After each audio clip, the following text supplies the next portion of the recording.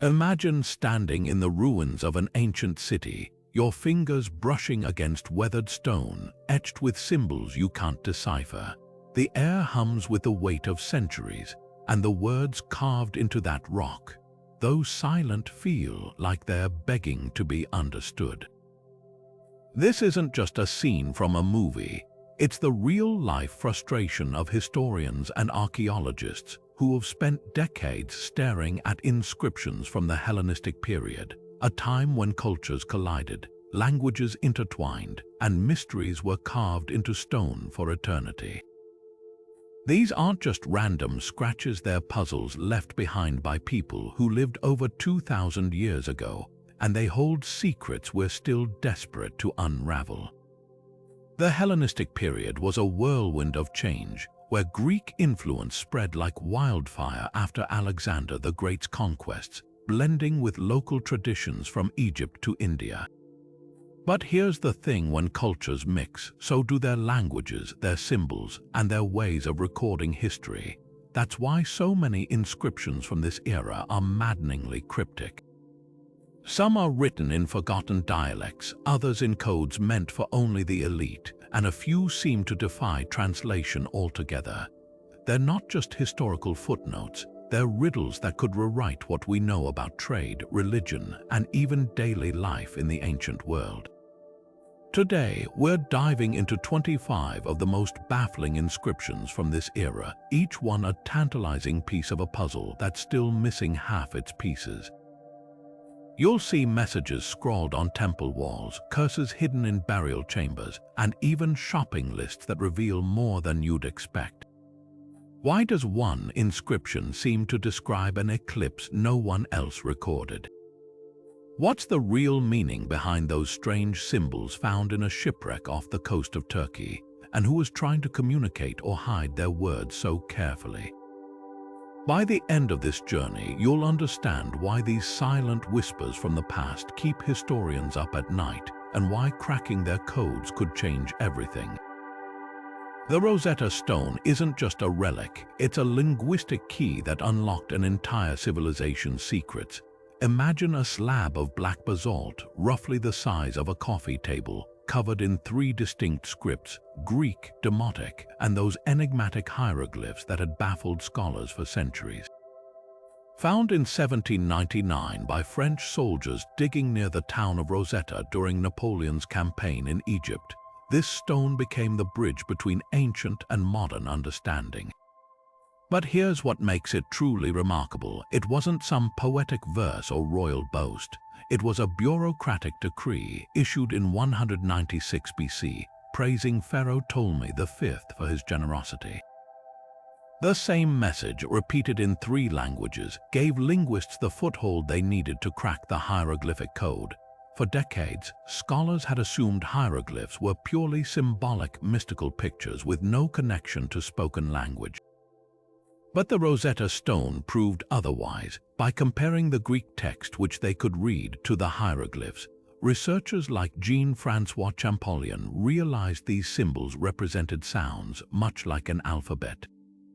That breakthrough didn't just translate one inscription, it flung open the doors to understanding thousands of Egyptian texts, from temple walls to funeral scrolls. Yet even now, the Rosetta Stone whispers unanswered questions.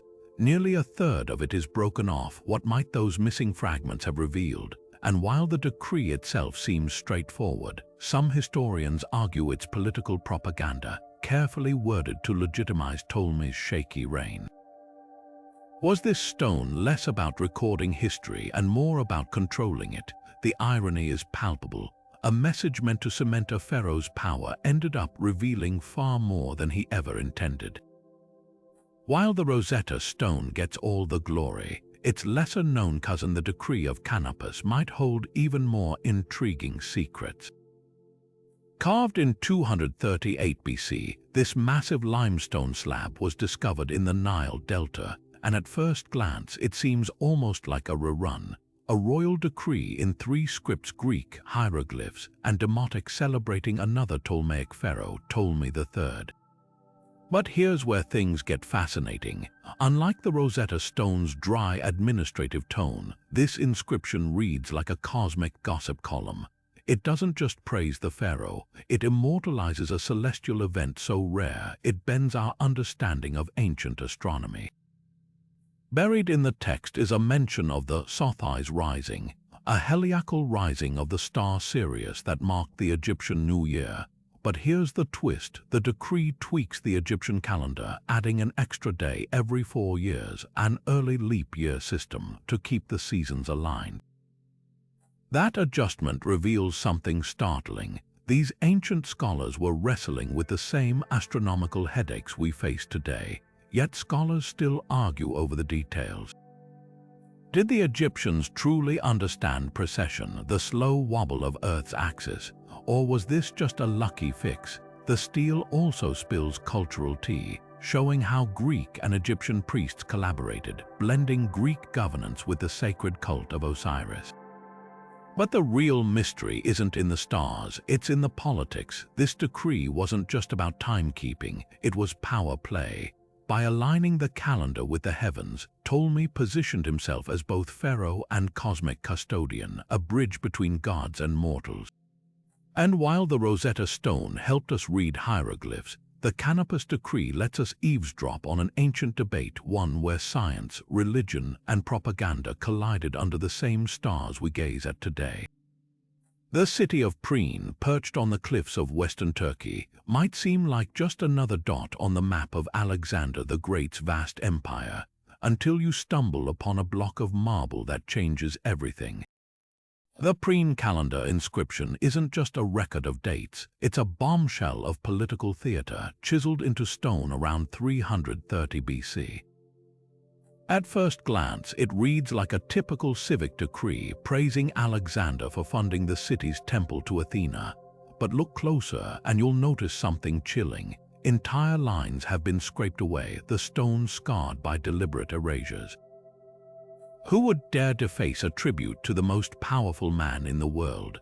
And what was so dangerous about those missing words? This wasn't just about honoring a benefactor.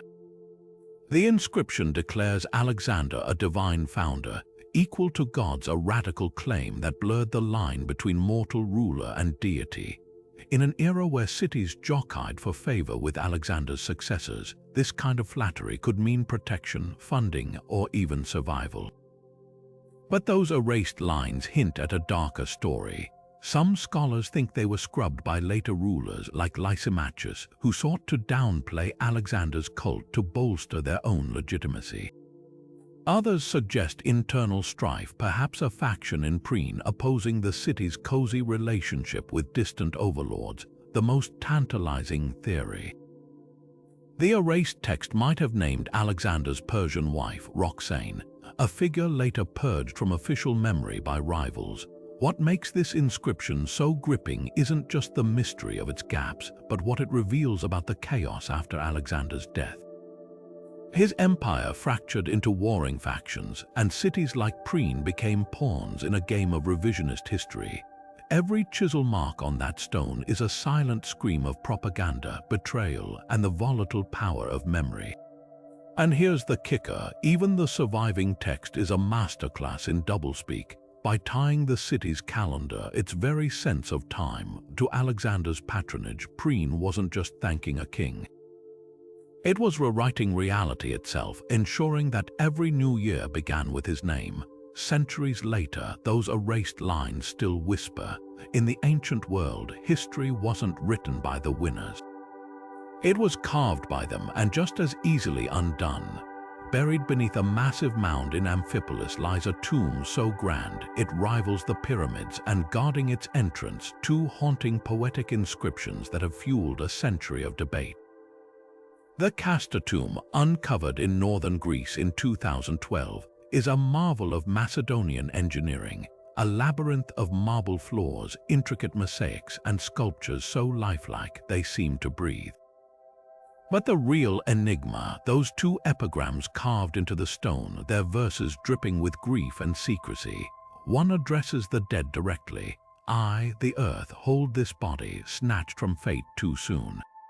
The other warns ominously, never reveal what lies here, who warranted such a lavish resting place, and why the desperate plea for silence.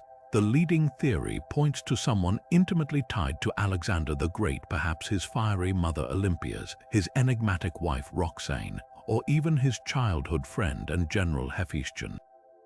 The tomb's sheer scale suggests royal blood, but the clues are contradictions.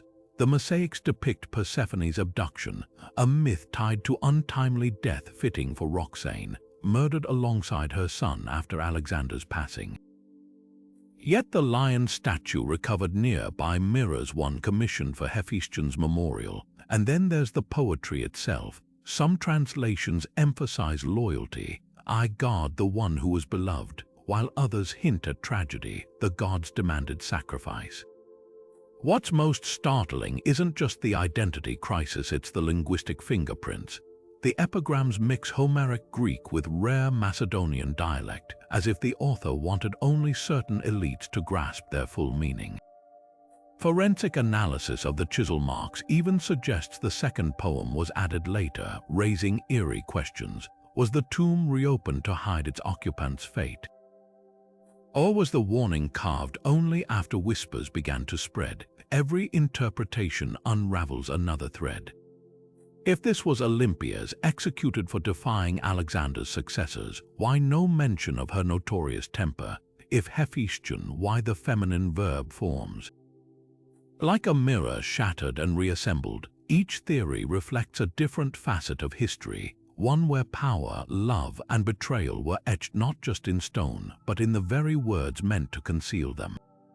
Hidden among the archives of ancient inscriptions, the so-called Gadatas letter stands out not for its grandeur, but for the sheer audacity of its claim. Purportedly written by none other than Darius the Great, the mighty Persian king, this text addresses a humble gardener named Gadatas, praising him for transplanting fruit trees from beyond the Euphrates to royal gardens in western Anatolia. At first glance, it's a charming snapshot of ancient horticulture and royal gratitude, but scratch the surface and you'll find a scholarly battlefield, with experts locked in fierce debate over whether this letter is a genuine Persian decree or a clever Hellenistic fake designed to flatter Greek sensibilities. The controversy hinges on language and politics. The text survives only in a Greek copy, allegedly transcribed centuries after the original was written. Supporters of its authenticity point to its detailed knowledge of Persian administrative practices, like the Achaemenid obsession with transplanting plants as symbols of imperial control. They argue the tone matches other known Persian royal correspondence, where kings occasionally rewarded minor officials for exceptional service. But skeptics pounce on the Greek-style phrasing and the way Gadatas is celebrated for introducing Asiatic plants to Ionian soil, a detail that feels suspiciously like Greek propaganda, painting Persia as a benevolent civilizer rather than a conqueror. And then there's the timing. The earliest physical copy we have dates to the Roman era, found in Magnesia, a city with strong ties to Hellenistic rulers.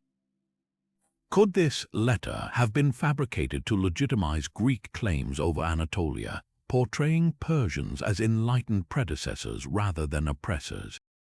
The stakes are higher than they seem. If genuine, the Gadatas letter reveals a Persian empire more pragmatic and culturally fluid than we often imagine. If forged, it's a masterclass in how later regimes rewrite history to suit their needs. Either way, it forces us to ask, when we read inscriptions from the ancient world, are we hearing the past or just the whispers of those who survived it? Picture a stark white slab of marble taller than a person, covered in neat rows of text, a time capsule chiseled into stone. This is the Parian marble, an ancient chronicle that records over 1,000 years of Greek history, from legendary kings to Olympic victors. Created around 264 BC on the island of Paros, it was meant to be the ultimate reference guide, a master timeline connecting myth to living memory. But the deeper you read, the stranger it gets. Why does it mention obscure poets but skip the Trojan War? How could a chronicle so meticulous leave out some of history's most pivotal moments? The steel's entries are ruthlessly selective. It notes the invention of flute music in 1287 BC and the first use of chariots in 780 BC, yet Alexander the Great's conquests, which reshaped the world, are completely absent. Some scholars argue this was practical. The marble simply ran out of space, forcing later scribes to prioritize events they deemed culturally significant. Others see something more deliberate. The Parian marble wasn't just history, it was propaganda. Funded by wealthy patrons, it subtly elevates Paros as a cultural hub by highlighting its local heroes and festivals while downplaying rival cities like Athens. What's most fascinating isn't what's missing, it's how the surviving entries reveal the messy process of history writing itself. Dates for events before 600 BC are wildly inconsistent with other sources, suggesting the creators relied on oral traditions or now lost records. And then there's the bias of perspective. The stele treats mythological figures like King Cecrops as fact, blending legend and reality in a way that feels jarringly unscientific to modern eyes. Yet for its time, this was cutting-edge scholarship. The Parian marble shows us how ancient societies struggled with the same questions we do. Where does history begin? Who gets to decide what's worth remembering? And when does omission become a form of lying? Modern historians have used this flawed but invaluable document to cross-reference events like the founding of the Olympic Games or the lives of playwrights like Euripides. But every confirmed date comes with a caveat. This isn't objective truth. It's one community's version of it, shaped by politics, pride, and the physical limits of marble. The real lesson of the Parian marble isn't in the dates it preserved, it's in the gaps where silence speaks louder than words. High on the Acropolis of Lindos, overlooking the Aegean Sea, sits a temple to Athena that became the stage for one of antiquity's most peculiar history books, the Lindos Temple Chronicle. Carved into stone around 99 BC, this sprawling inscription is a dizzying blend of receipts and reverie, listing every gift ever donated to the temple alongside wild tales of the goddess personally intervening in human affairs. One moment it records mundane offerings like silver cups or olive oil. The next, it claims Athena once halted a Persian siege by summoning a miraculous rainstorm. How did worshippers reconcile these jarring shifts between ledger entries and divine miracles? And why would a temple archive feel the need to mix accounting with mythology? The chronicle's structure is its first clue. Divided into 3 sections, it opens with a bombshell, a letter supposedly written by the temple's ancient priests, warning that their records were destroyed during a fire.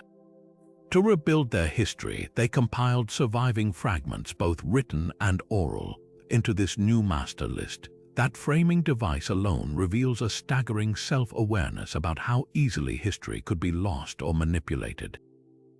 But the real intrigue lies in the details. Alongside verifiable donations from historical figures like Alexander the Great, the text includes offerings attributed to mythological heroes. Heracles supposedly gifted a golden bowl, while Helen of Troy left a bracelet.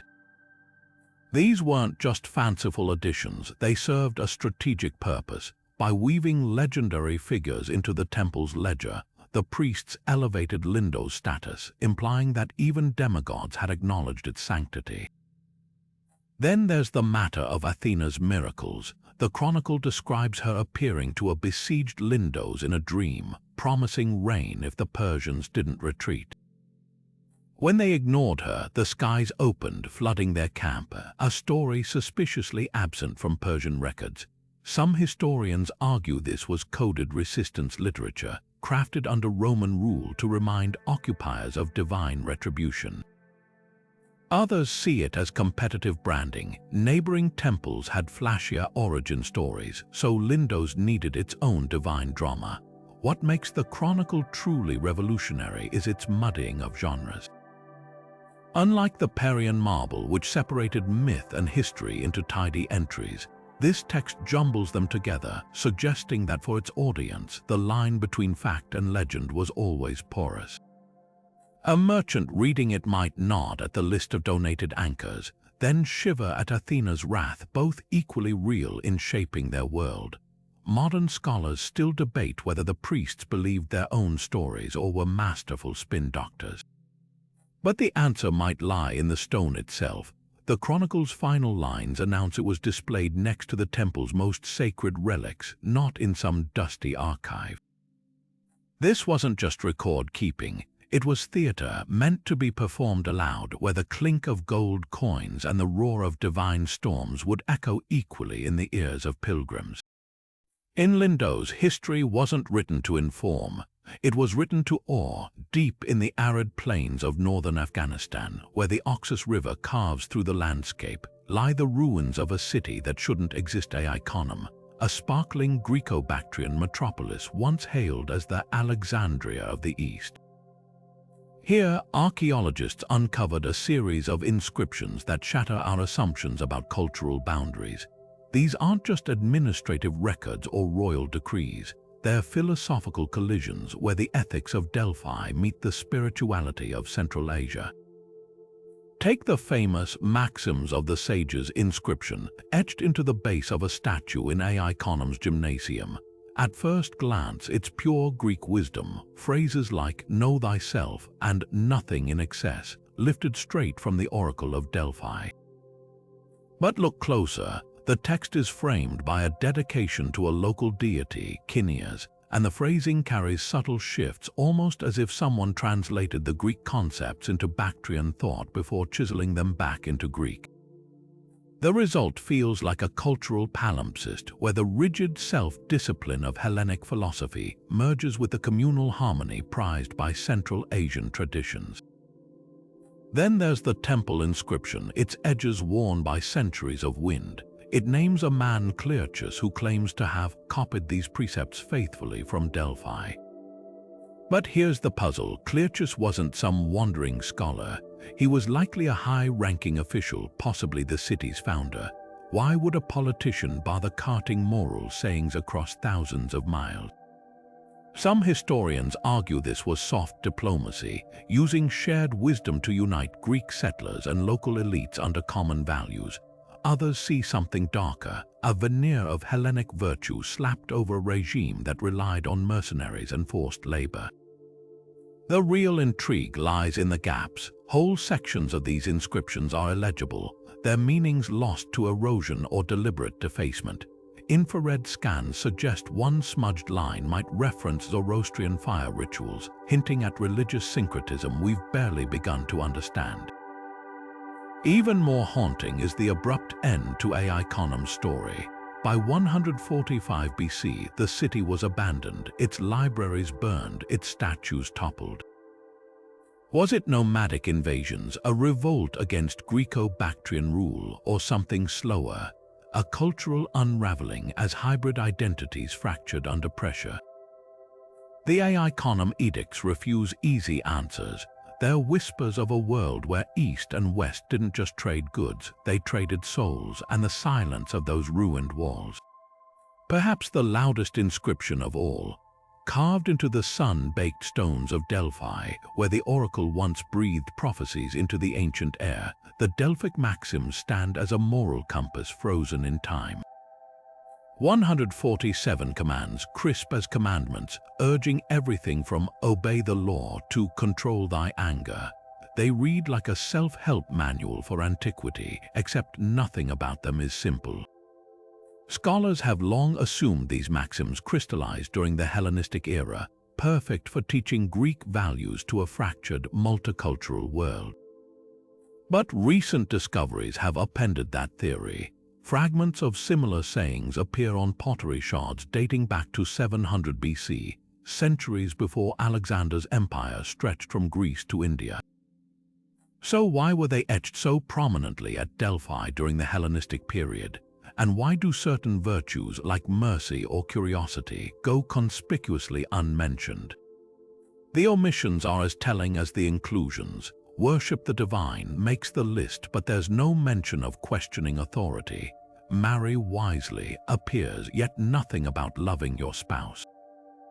This wasn't accidental editing. The maxims were curated, likely by Delphi's priestly elite, to reinforce social order during an era of upheaval.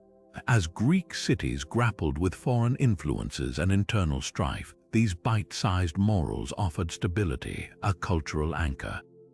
But look closer and cracks appear in that narrative. Some maxims contradict each other. Be bold clashes with nothing in excess, while glorify virtue sits uneasily beside seek profit. The real shocker, these contradictions might have been deliberate. Delphi wasn't just a spiritual hub, it was a political powerhouse bankrolled by kings and city-states vying for divine endorsement. By displaying maxims that could justify both caution and ambition, the temple gave every visitor something to cling to. A merchant might nod at gain wealth justly, while a soldier fixated on die for your country. Even the physical placement of the inscriptions whispers strategy. They weren't hidden in some back chamber but displayed along the sacred way where pilgrims queued for the oracle, a captive audience bombarded with moral slogans as they waited. The most provocative theory suggests the maxims were less about ethics and more about soft power. When the Athenians rebuilt Delphi's temple after an earthquake in 373 BC, they reportedly added, "Know thyself" near the entrance, a phrase later adopted and arguably twisted by everyone from Spartan generals to Stoic philosophers. That wasn't wisdom, it was branding. By standardizing these sayings, Delphi positioned itself as the arbiter of Greek identity, a move as calculated as any modern PR campaign. Yet for all their politicized gloss, the maxims couldn't suppress humanity's messy reality. Archaeologists have found graffiti near the site where visitors scrawled their own additions, jokes, rebuttals, even a crude sketch of a philosopher mid-sneeze. The stones may have preached control, but the people, then as now, kept scribbling in the margins. Carved into the stone walls of ancient Chios, a bustling Ionian port city, lies a decree so brutal it sends shivers down modern spines, a law threatening pirates with nothing less than public execution. Dated to around 200 BC, this inscription is no idle warning. It's a visceral snapshot of a world where trade routes were lifelines and piracy wasn't just a crime, it was an existential threat. The law doesn't mince words. Anyone caught raiding ships along the coast would be put to death by the sword, their property confiscated and their family line cursed. But here's the twist, this wasn't just about punishment. The text weaves in a chilling religious dimension, invoking the wrath of Dionysus, the city's patron god, to smite not just the pirates but their descendants. Why such theatrical fury? And if the law was so severe, why did piracy still thrive in these waters for centuries? The answer lies in the messy reality of ancient maritime life. Chios sat at a crossroads of wealth where Greek merchants, Persian officials, and local dynasties all jockeyed for control. Pirates weren't just outlaws, they were often pawns in larger power games sponsored by rival cities or even disgruntled elites within Chios itself. The inscription hints at this complexity by specifying that the law applies to citizens and foreigners alike. A rare admission that piracy wasn't some external menace, it was a homegrown problem. Archaeologists have found evidence that some pirates were actually privateers, operating with tacit approval from competing states. This law, then, wasn't just a deterrent, it was a desperate attempt by Chios to reclaim its reputation as a safe harbor, a place where merchants wouldn't fear their cargo vanishing into the night. What's most revealing, though, is how the law blends brute force with divine intimidation. Curses weren't mere flourishes in the ancient world, they were psychological warfare. By calling down Dionysus' fury, promising that offenders would know no peace in life or death, the city tapped into a primal fear of divine retribution. Modern excavations near Chios harbor uncovered small lead tablets buried in the walls, inscribed with similar curses targeting unnamed enemies. These weren't just laws, they were rituals designed to haunt the guilty before a single sword was drawn. Yet piracy persisted. The Mediterranean's geography, littered with hidden coves and narrow straits, made it a smuggler's paradise, while the sheer profitability of stolen grain, wine, and slaves outweighed the risks for many. The Decode's inscription, for all its ferocity, ultimately exposes the limits of ancient justice.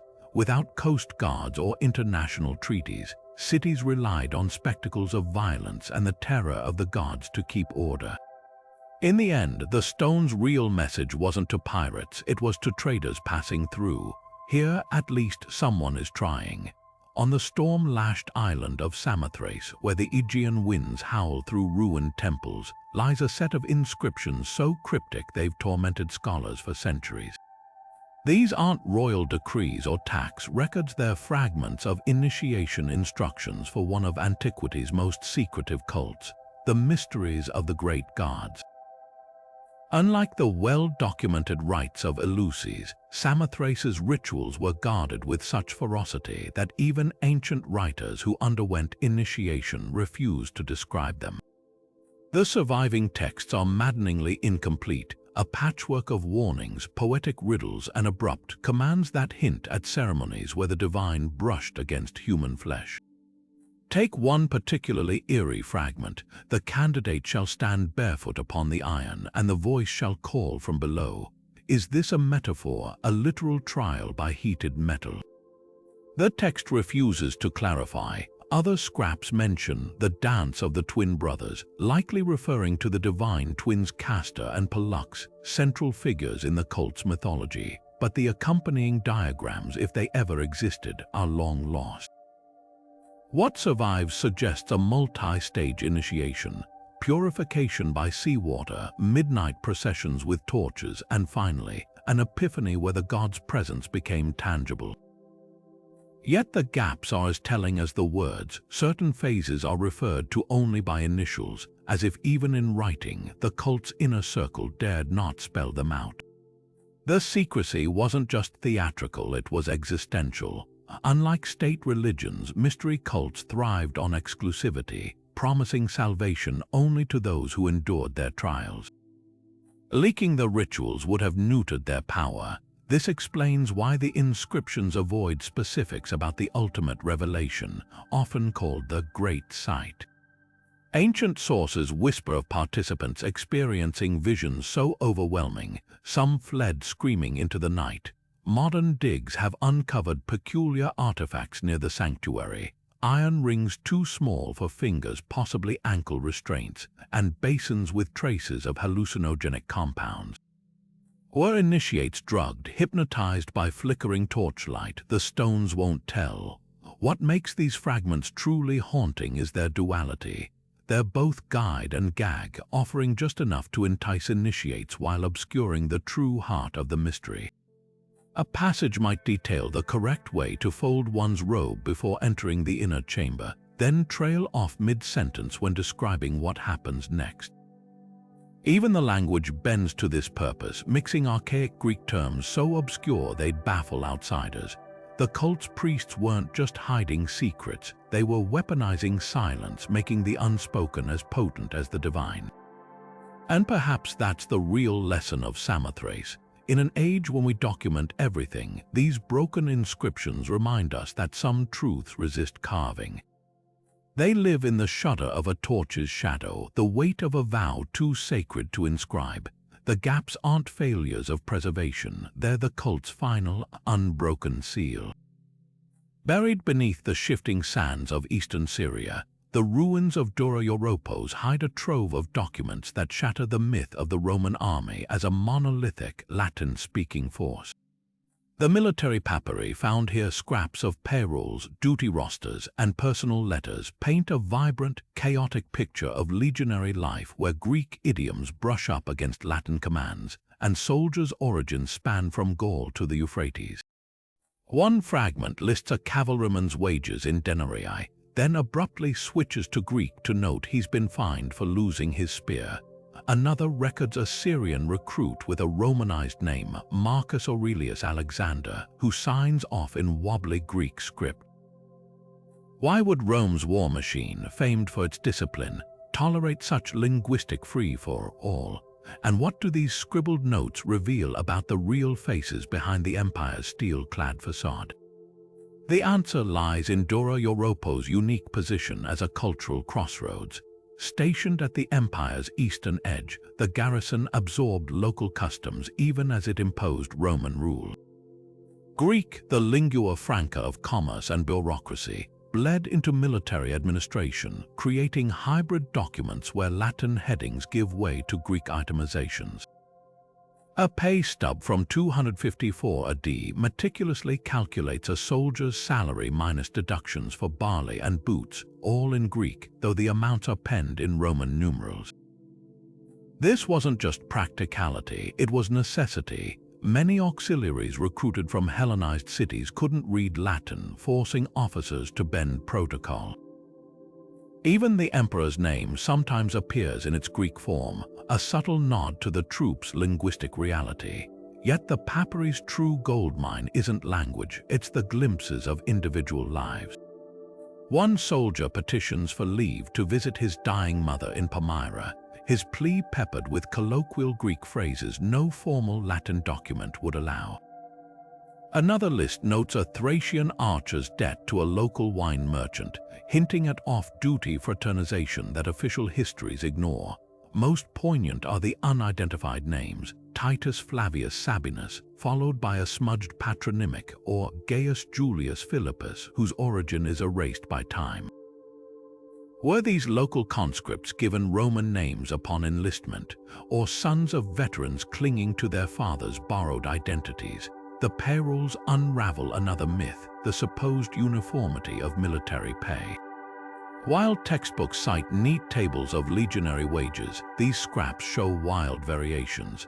A cavalryman earns double an infantryman's rate, but deductions for equipment, food, and even burial fees, a morbid line item labeled funeraticum, leave some with barely half their promised sum.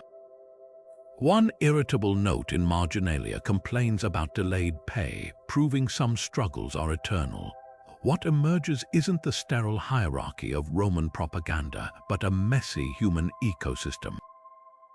Greek scribbles in the margins reveal soldiers tutoring each other in literacy, while duty rosters show Syrian recruits serving alongside Italians and North Africans.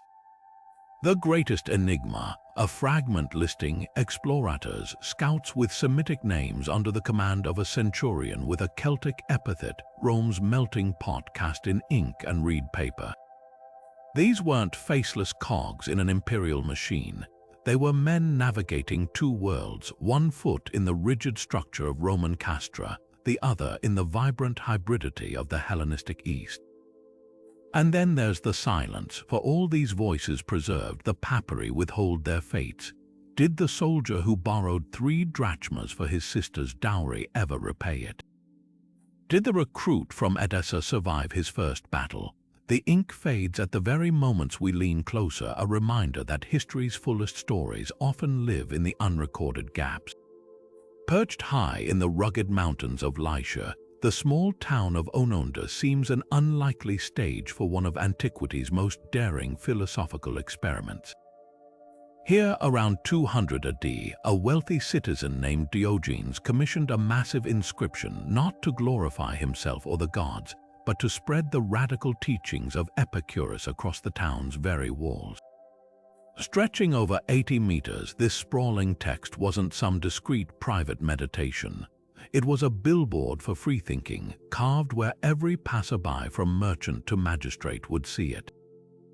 But why here? Why would someone risk public scorn to preach Epicureanism, a philosophy often misrepresented as promoting sheer hedonism in this conservative corner of the Roman Empire? The surviving fragments reveal a carefully crafted argument tailored to local anxieties. Diogenes directly addresses the fear of death and anger at the gods, 2 preoccupations in a region prone to earthquakes and plagues. His inscription dismantles these fears with clinical precision, arguing that death is merely the end of sensation, no more dreadful than a dreamless sleep, and that divine beings, if they exist, neither punish nor reward mortals. What's striking is the medium itself. Philosophy in the ancient world was usually confined to scrolls or elite discussion groups. By etching these ideas into stone, Diogenes forced them into the public square, making abstract debates unavoidable for ordinary citizens fetching water or attending festivals. Yet the inscription's damaged state tells its own story. Key sections near the center are obliterated, their arguments lost to time or deliberate erasure. Infrared imaging suggests these missing passages might have tackled political theology, possibly denying the divine status of the emperor, a dangerous stance under Roman rule.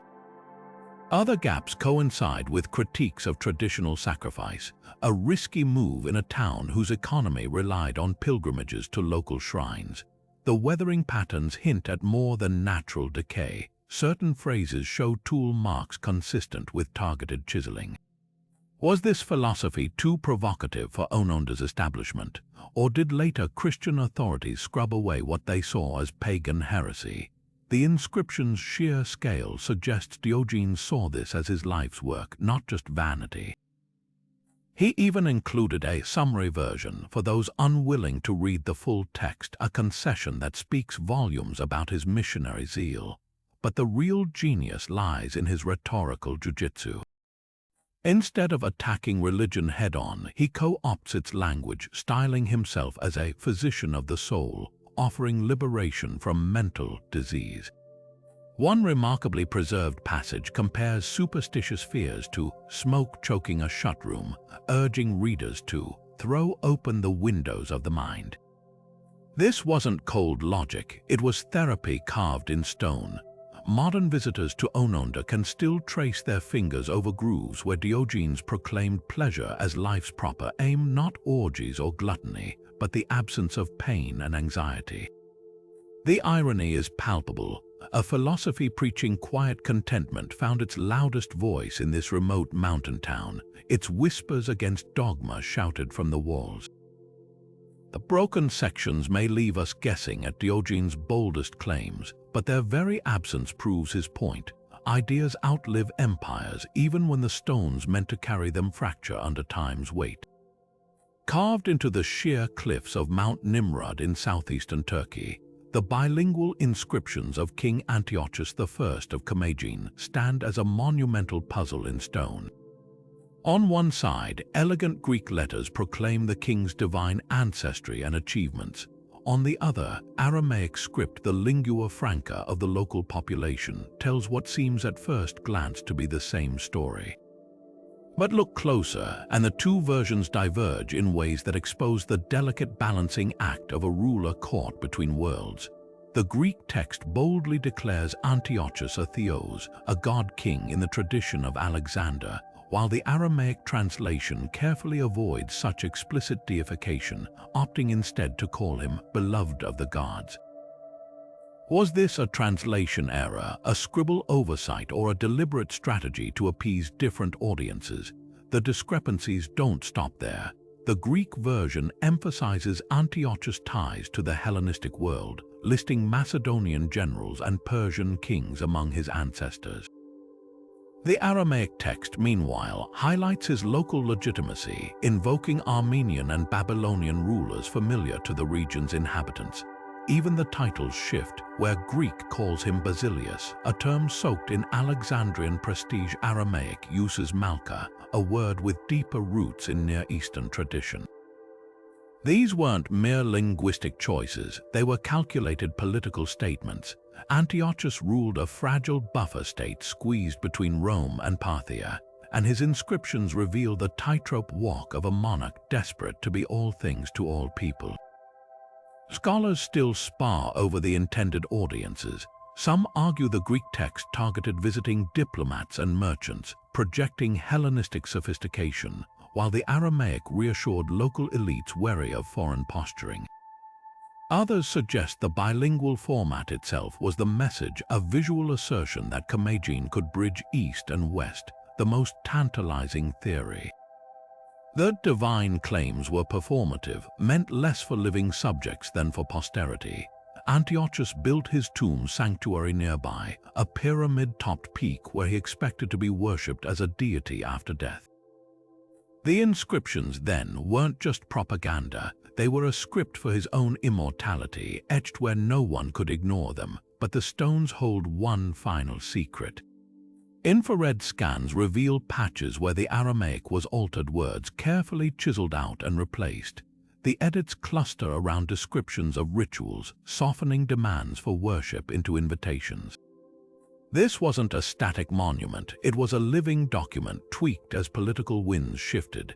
Antiochus might have aspired to godhood, but even kings had to read the room. The true lesson of Nimrod Dag isn't in the grand claims of divinity, it's in the quiet revisions where a ruler's pride met the hard limits of power. In the summer of 1752, workers digging a well near the Bay of Naples stumbled upon a discovery that would rewrite history, a library turned to charcoal. The Villa of the Papyri in Herculaneum wasn't just buried by Mount Vesuvius eruption in 79 AD. Its scrolls were flash carbonized, preserved like fragile black logs in a tomb of volcanic ash. At first glance, they seemed lost forever, brittle, unopenable lumps that crumbled at the touch. But these weren't mere Roman records. The majority were Greek philosophical texts, part of a Hellenistic library so vast, it likely held lost masterpieces by thinkers like Epicurus, Aristotle, and even Sappho. The tragedy, we can see the titles on some scroll edges, on nature, on the gods, on music, but the contents remain locked inside, tantalizingly out of reach. Enter the 21st century's technological cavalry. Multispectral imaging, a technique developed for satellite reconnaissance, can now detect ink traces invisible to the naked eye by photographing scroll fragments under different light wavelengths. Then there's X-ray phase contrast tomography, which peers inside rolled scrolls without unrolling them, mapping the texture of ink on papyrus like a medical scan for ancient thoughts.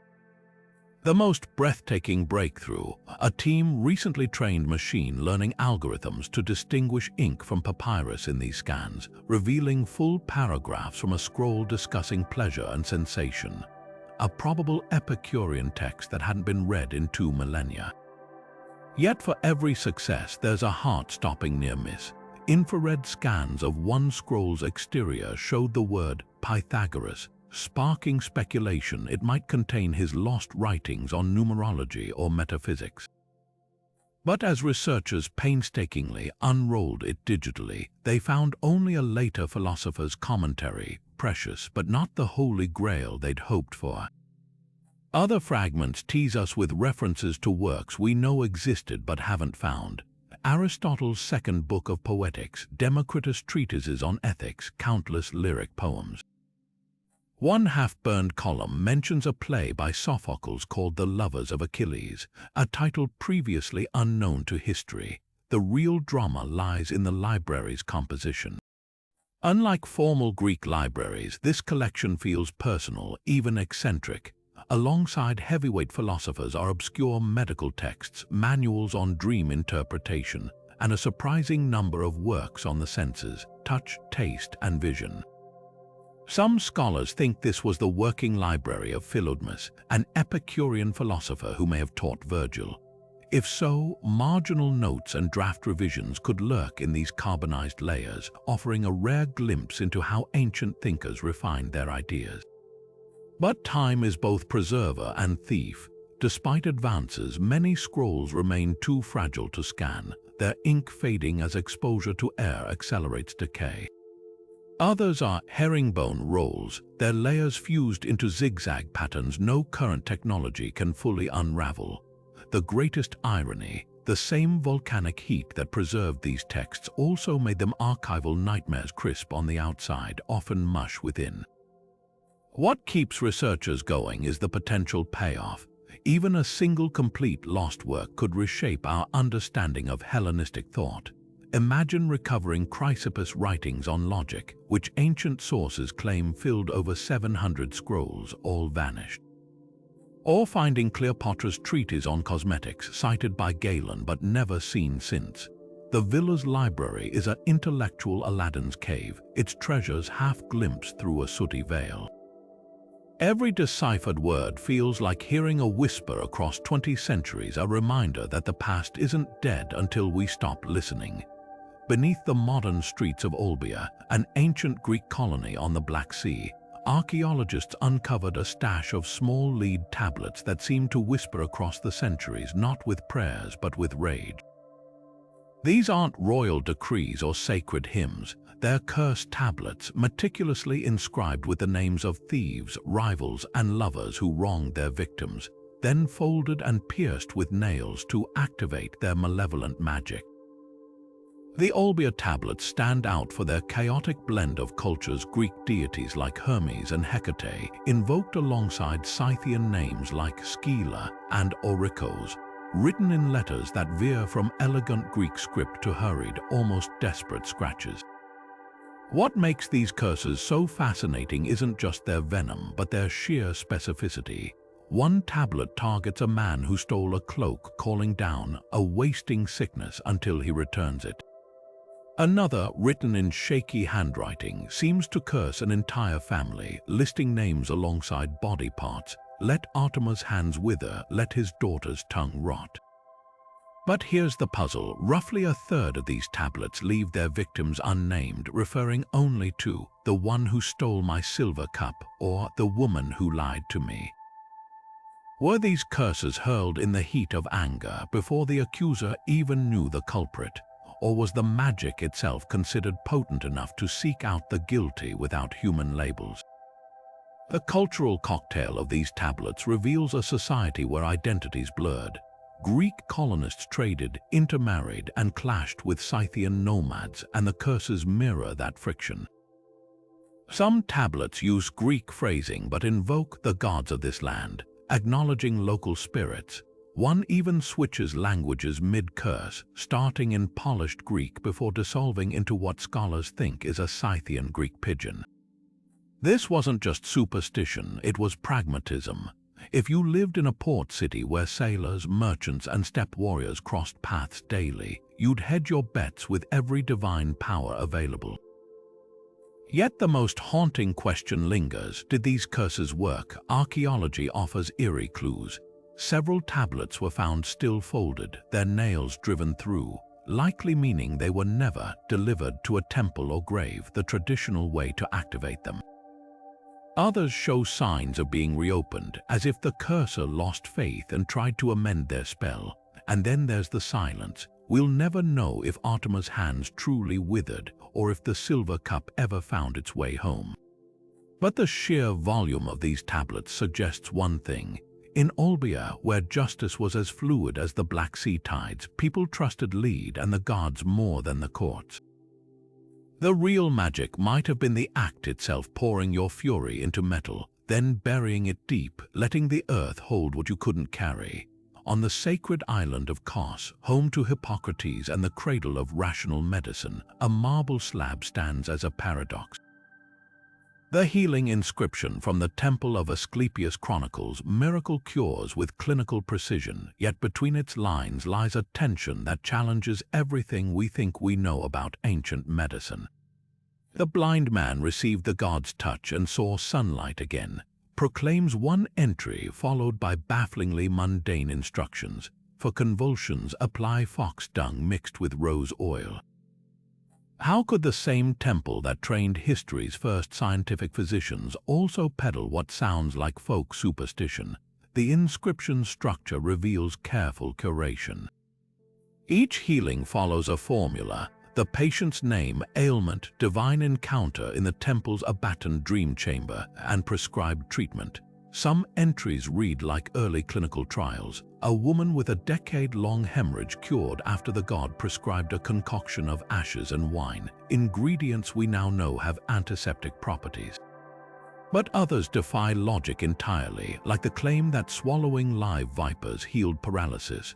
The real shock comes when you examine the stone under raking light. Entire sections have been meticulously scraped away. Infrared imaging suggests these weren't random erasures. The missing chunks align precisely where no improvement or condition worsened would logically appear in the sequence. Was this ancient reputation management a way to maintain the temple's aura of infallibility while quietly burying failures? The folk remedies might hold the key. Cross-referencing the inscription with excavated medical kits from Kos shows striking overlaps. Fox dung poultices appear alongside finely crafted scalpels in the archaeological record. This wasn't necessarily ignorance, it was medical pluralism. The temple functioned as both hospital and holy site, where empirical observation blended with spiritual practice. A treatment might involve precise bone setting followed by incantations to Asclepius, not because physicians believed the god literally intervened, but because ritual soothed patients' minds, potentially aiding recovery. The erased lines, then, could represent more than cover-ups. They might reflect evolving standards, early recognition that some cures were placebo or coincidence, quietly dropped from the official record while effective methods endured. What the stone doesn't say speaks volumes. No mention of payments, though we know the temple grew wealthy. No records of the countless pilgrims who likely left unhealed. Instead, we get curated victory stories, a marketing tactic as old as medicine itself. The Kos inscription isn't just a medical text, it's a mirror showing how healing has always been part science, part theater, and entirely human in its need to believe. Chiseled into limestone in the Greek colony of Chersonesos, near modern-day Sevastopol, lies an oath so fierce it feels less like a pledge and more like a coiled serpent ready to strike. Dating to around 300 BC, this inscription binds every male citizen over 18 to unwavering loyalty, not to a king or general, but to democracy itself.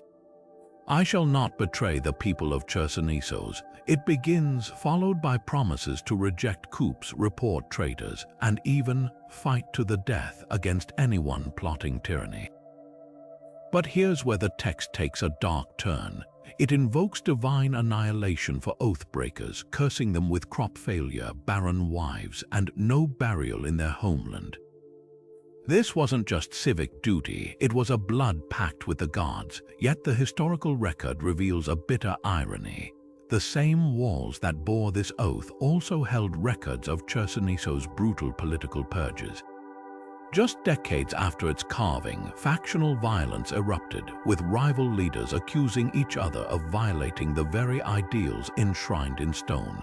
One fragmentary decree mentions the execution of those who conspired against the demos, their names chiseled out in disgrace.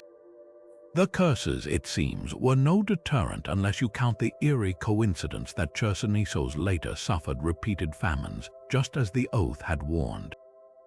What makes this inscription so haunting isn't just its venom, but its psychological brilliance. The oath doesn't merely list rules, it weaponizes belonging. Phrases like, "I shall regard my fellow citizens as kin," and "the enemy of the people is my enemy," created a tribal mentality where dissent equaled sacrilege.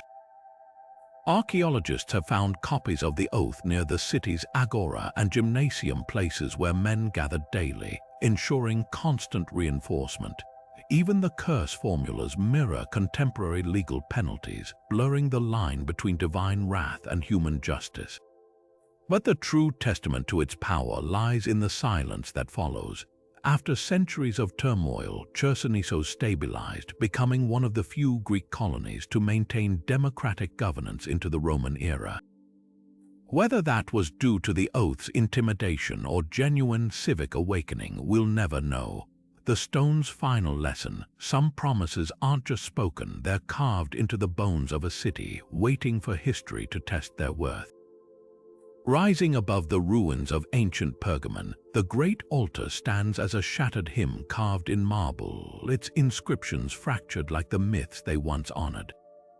Only slivers of the original dedication survive, etched into the monument's massive base, but even in fragments they pulse with contradiction. Was this colossus, with its friezes of gods battling giants, a tribute to divine power or a thinly veiled celebration of human conquest? The surviving text mentions King Eumenes II, ruler of Pergamon, thanking the gods for victory and favor, but over whom? The gaps in the stone swallow the answer. Here's where art fills in where words fail. The altar's famous gigantomachy frieze depicts Olympian gods clashing with primordial giants, their bodies twisting in marble chaos. At first glance, it's pure mythology until you notice the eerie parallels to Pergamon's real-world struggles. The giants bear the features of Celtic warriors, the very tribes Eumenes crushed to secure his kingdom. Was the altar's message a divine allegory for military triumph? Some scholars point to a recovered fragment listing Galatians among the defeated, suggesting the altar doubled as a victory monument. Yet others argue the religious intent was genuine. Pergamon's rulers saw themselves as earthly stewards of cosmic order, their battles mirroring the gods' eternal war against chaos. The most tantalizing clue lies in the altar's missing centerpiece. A gap in the inscriptions aligns with a section of the frieze where Zeus and Athena would have stood triumphant. Reconstructions propose the lost text named these deities as direct patrons of Pergamon's dynasty, binding the city's fate to Olympus itself. Infrared scans of nearby stones reveal ghostly traces of pigment, deep blues and golds, hinting that the inscriptions weren't just read but experienced as part of a sacred spectacle. Imagine pilgrims climbing the altar steps, passing painted words that shimmered like divine script under the Aegean sun, but the altar's silent corners whisper dissent. In the 1950s, archaeologists found a buried plaque near the site's foundation, its text defiantly secular, a list of construction costs down to the wages paid for each column's fluting.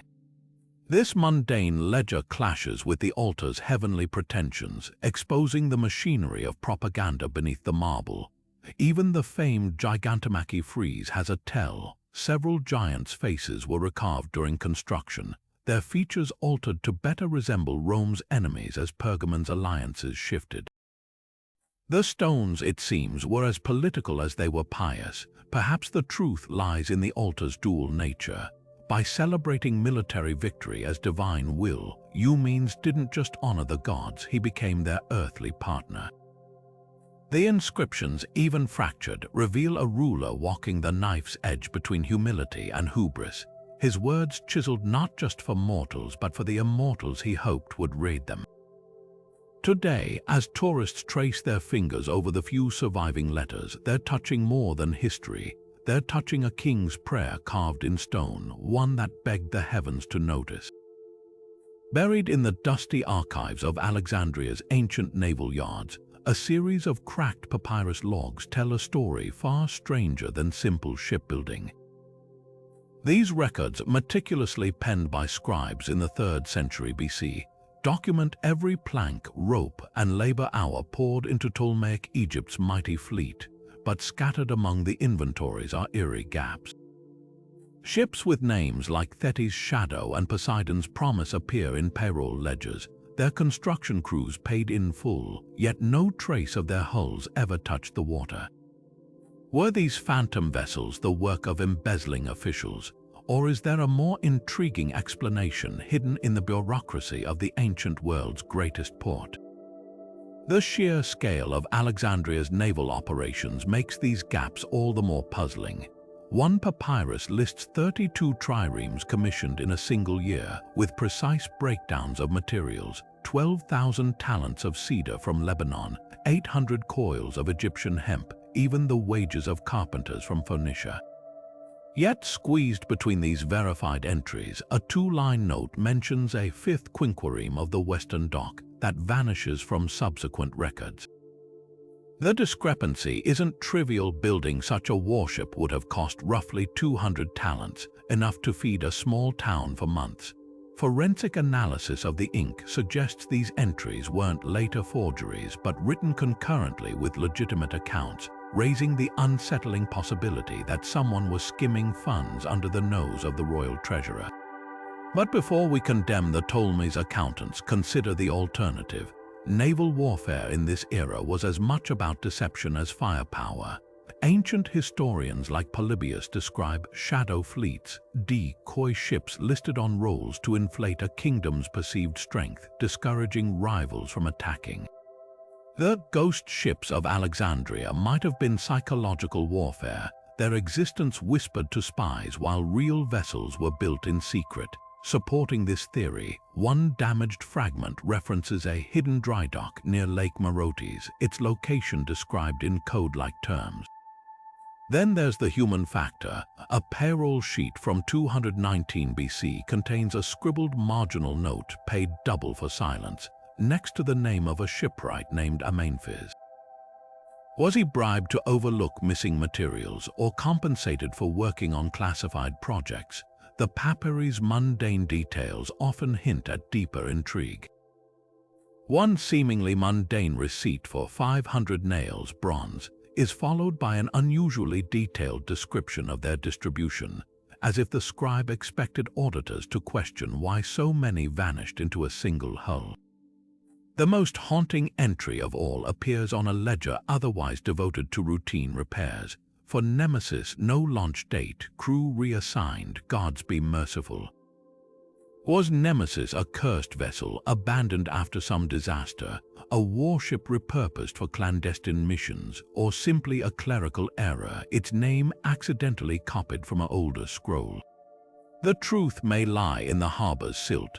Recent underwater archaeology near Alexandria's ancient coastline uncovered the remains of several war galleys whose design matches Ptolemaic-era specifications, but their hull numbers don't correspond to any surviving records.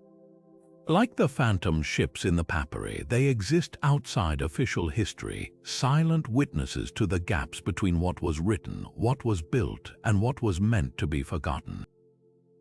Ultimately, these shipyard records reveal less about ancient fraud than about how power projects itself.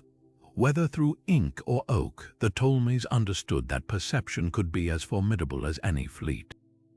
Every ghost ship in their ledgers, whether product of greed, strategy, or simple error, casts a shadow across our understanding of antiquity, reminding us that the past, like the sea, keeps its deepest secrets beneath the surface.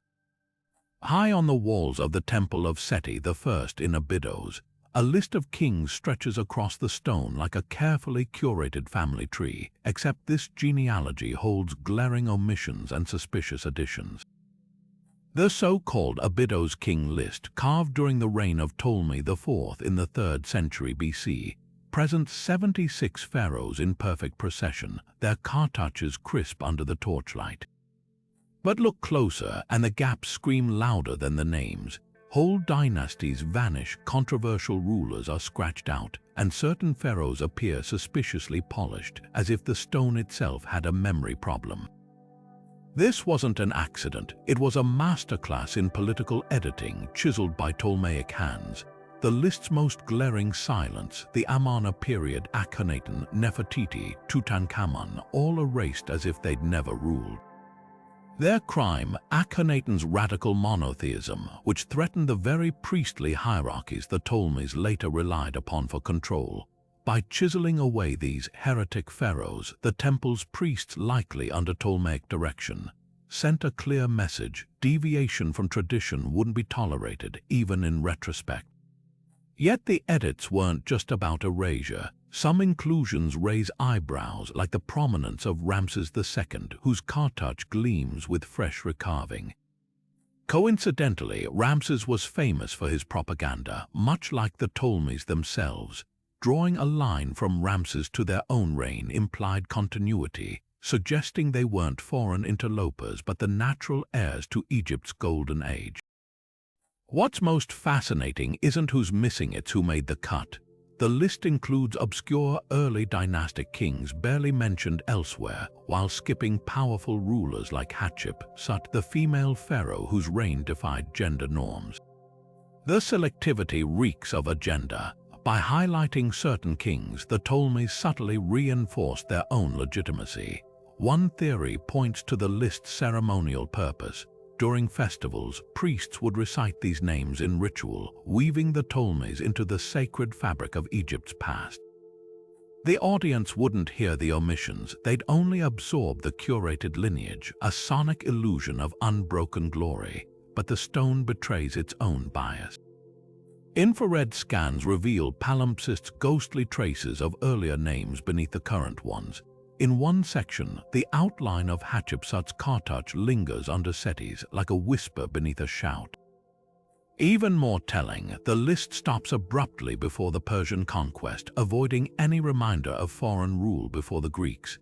The message was clear: Egypt's history culminated conveniently with the Ptolemies. This wasn't just history, it was theater.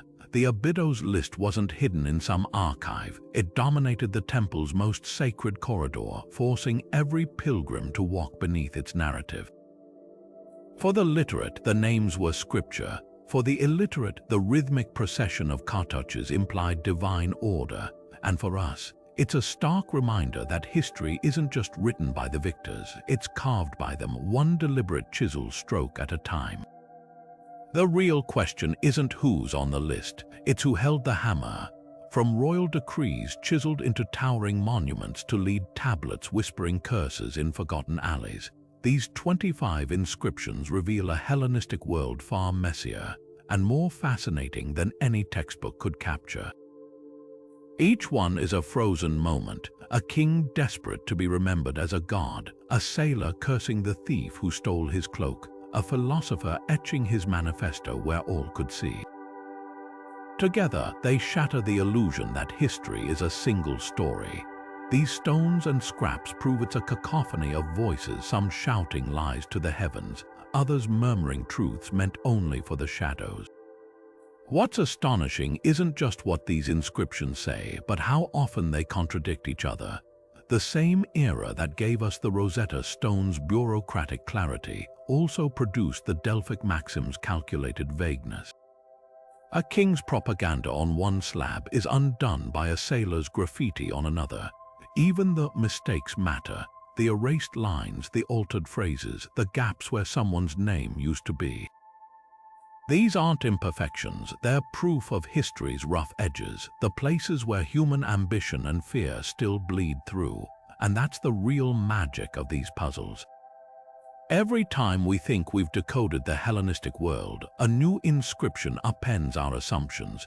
The gladiator's letter might be a Persian king's kindness or a Greek forger's clever spin. The Lindos Temple Chronicle blends receipts and miracles without blinking.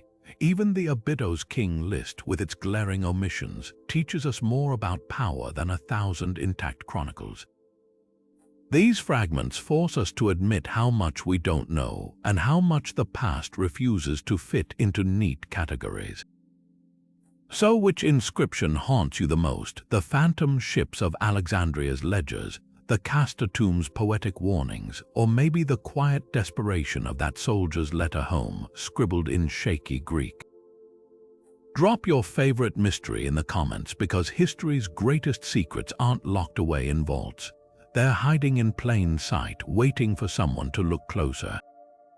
And if you love untangling ancient enigmas, hit subscribe. We've only scratched the surface.